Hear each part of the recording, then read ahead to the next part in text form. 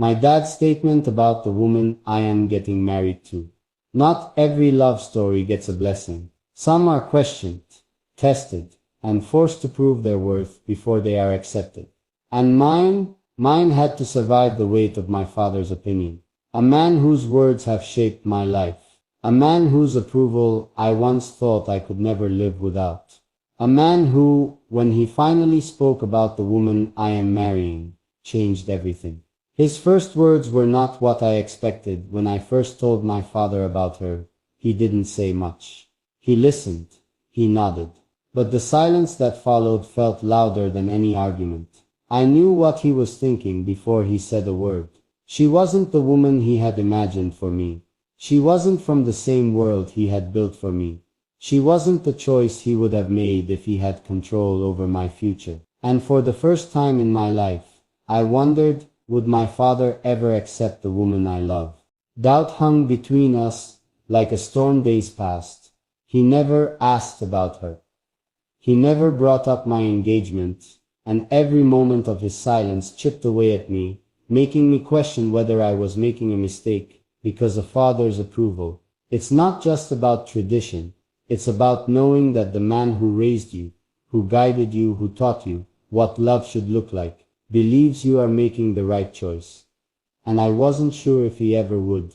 Then, one day he finally spoke.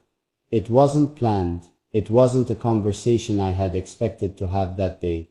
But as we sat together, the air thick with unspoken words, he looked at me and said, "Son, are you sure about this?" His voice was steady, but his eyes carried the weight of a question he had been holding in for too long. "Do you know what you're doing?" And in that moment I knew this wasn't just about my choice. It was about the kind of love that could stand against doubt, against judgment, against the expectations of others. And I had only one answer. "Yes, Dad, I do." His reaction, that changed everything. He sat there, staring at me, his fingers tapping against the table in slow, thoughtful movements. I could tell he wasn't just asking for the sake of asking.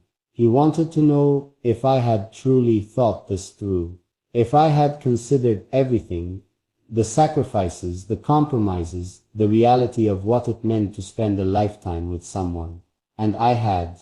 But that wasn't enough, because his silence told me he still wasn't sure. "She's different from what I expected." That was the first thing he said. Not an insult, not disapproval, just a simple truth. I nodded, waiting for him to continue. "She carries herself in a way that's unique," he added. "She doesn't fit the mold of the woman I thought you'd end up with." I could feel the weight behind his words. He had always imagined a certain type of woman for me, one who matched the world he had built for me, one who came from the same traditions, the same expectations. And she wasn't that. She was her own person. She was different. She was unexpected. And for him that was a concern. For me, it was the very reason I loved her. "But what matters is how she makes you feel."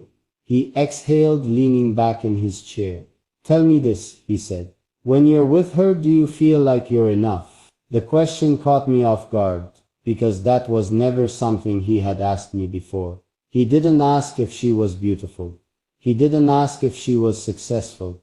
He didn't ask if she came from the right background. He asked if she made me feel enough, and without hesitation, I answered, "Yes, Dad, she does." He nodded slowly, absorbing my words like he was weighing them against something deep inside himself. And then, for the first time since I had told him about her, he smiled. What he said next, that was what changed everything. His smile was small, but it was there. A shift, a sign. Something in him had softened, even if he wasn't ready to admit it yet. I waited, letting him gather his thoughts. Then, finally, he spoke. Then that's what matters. His words were careful, measured, not an outright approval. Not yet, but not rejection either. "You see, son," he continued, "a marriage isn't about what looks good on paper. It isn't about what people expect. It isn't even about who fits into the life you thought you'd have." He looked at me, his gaze steady. It's about who stands by you when everything falls apart. I held my breath, listening. I've seen men marry the right woman, the perfect match, the one that checked all the boxes. And you know what? Some of them were miserable. I nodded, understanding exactly what he meant. Because love wasn't about perfection. It was about presence. It was about the person who held you together when the world tried to break you. And she was that person for me. Does she see the real you? His voice was quieter now, but his words carried more weight. Not just the version you show the world. Not just the man people expect you to be. Does she see you? I didn't hesitate. Yes, Dad, she does. He studied me for a long moment. Then, with a slow nod, he leaned back in his chair and exhaled. Then you have my blessing. It wasn't dramatic. It wasn't filled with emotion or long speeches. Just a simple statement, one that meant more to me than anything else in the world. Because my father, the man whose approval I had feared I might never get, had just given me exactly what I needed. I had spent so much time wondering what he would say, if he would hesitate, if he would try to convince me to rethink my choice, if he would hold on to the idea of the woman he had always imagined for me, instead of accepting the one I had chosen. But now, as his words settled between us, I realized something. He wasn't just giving me his blessing.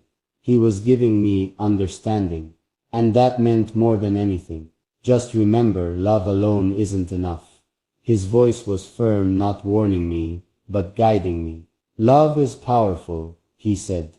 But marriage isn't just about how you feel today. It's about what happens when things change, when life tests you, when love alone isn't enough to hold it together. I nodded, letting his words sink in. Because he wasn't wrong. Love had brought us here, but commitment would carry us forward. And I was ready for that. I know, Dad, I said, and I still choose her. He studied me for a moment, then gave a slow nod. Then you already know what matters. There was something in his tone, something softer than before, a quiet acceptance, a silent acknowledgement that this was my life, my decision, and he trusted me to make it. And that was all I needed. I had his words. But more than that, I had his respect. His approval wasn't just about agreeing with my choice. It was about knowing that I had thought it through, that I understood the weight of marriage, that I wasn't just chasing a feeling, but choosing a partner. And as I sat there, letting the moment settle, I realized, no matter what came next, I had everything I needed. His words, his blessing, his trust, and most importantly, the woman I was about to spend the rest of my life with. The weight of his words still lingered in the air. For so long, I had prepared myself for resistance, for doubt, for the possibility that he would never truly accept the woman I chose. But here he was, not only giving me his blessing, but trusting that I knew what I was doing. And yet, there was something in his eyes, a thought unspoken, something he hadn't yet said. So I waited, because if there was more, I needed to hear it. Son, marriage is more than just choosing the right person. His voice was steady, but there was a depth to it, something from experience, from wisdom gained over time. It's not just about how she makes you feel now, he said. It's about how you both handle what's coming. The unexpected, the struggles, the sacrifices neither of you can see yet. He wasn't trying to discourage me, he was preparing me, because love is easy when things are simple. But marriage is tested in the moments that no one warns you about. I nodded, absorbing every word. I know, Dad, and I'm ready. Then make sure she's ready too. His expression softened, but his words carried weight. Does she know who you are at your worst? He asked.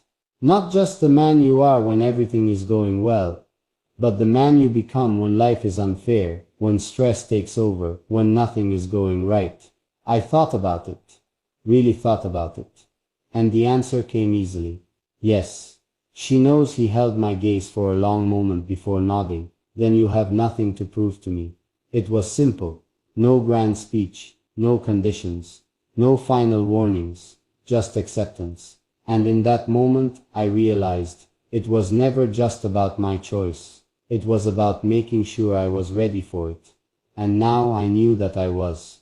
His words settled between us, heavier than I expected. It wasn't just approval he had given me. It was a reminder, a truth I couldn't ignore. Marriage isn't about the easy days. It's about who stands beside you when life becomes unpredictable. And in his own way, my father was making sure I understood that before I took this step. One more thing, son. His tone shifted, quieter now, more personal. I've told you what matters, he said, leaning forward. But let me ask you something. Does she challenge you? I frowned slightly. What do you mean? He exhaled. Love isn't just about comfort. It's not just about finding someone who agrees with you, who makes life smooth. A real partner, he paused, tapping his fingers on the table, will challenge you to be better. I sat with that for a moment. And then, without hesitation, I nodded. Yes, she does. Because she wasn't afraid to call me out when I needed it. She wasn't the kind of woman who would sit back and watch me make mistakes. She held me accountable, pushed me to be more than what I was yesterday, and that was why I knew this was right. Then you've made the right choice. There was no dramatic pause, no hesitation, just a firm nod, an acknowledgement that I wasn't just following my heart. I was making a decision that would shape the rest of my life. I had expected resistance. I had feared rejection, but instead I had received something I never thought I needed. Reassurance that this wasn't just love. This was right. And now I could move forward without looking back.